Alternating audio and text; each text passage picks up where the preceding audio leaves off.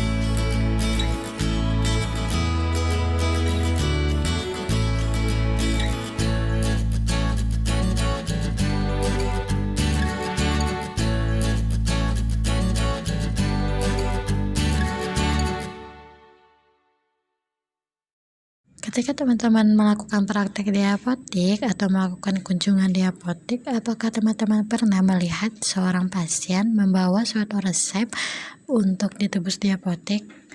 Kira-kira teman-teman tahu nggak sih sebenarnya apa pengertian resep itu?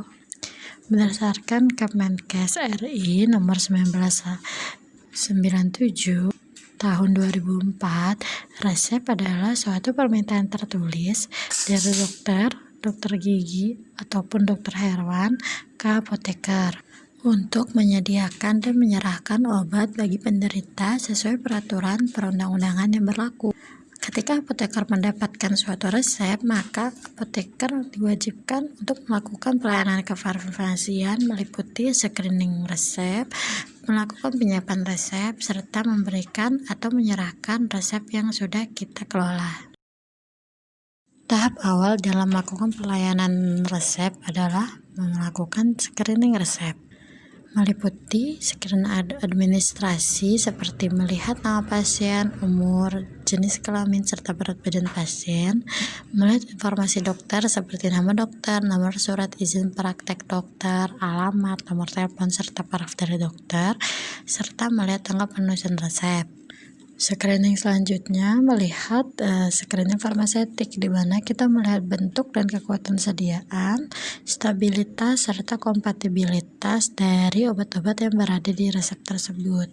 Screening selanjutnya yaitu screening secara klinis, di mana di sini kita melihat ketepatan indikasi dan juga dosis obat yang diresepkan, lalu melihat penulisan aturan, cara dan nama penggunaan obat, duplikasi dan atau polifarmasi dari resep tersebut, serta melihat reaksi obat yang tidak diinginkan seperti alergi, efek samping obat, atau manifestasi klinis lainnya untuk kita bandingkan dengan kondisi pasien, serta melihat kontraindikasi dan interaksi antar obat yang ada diresepkan.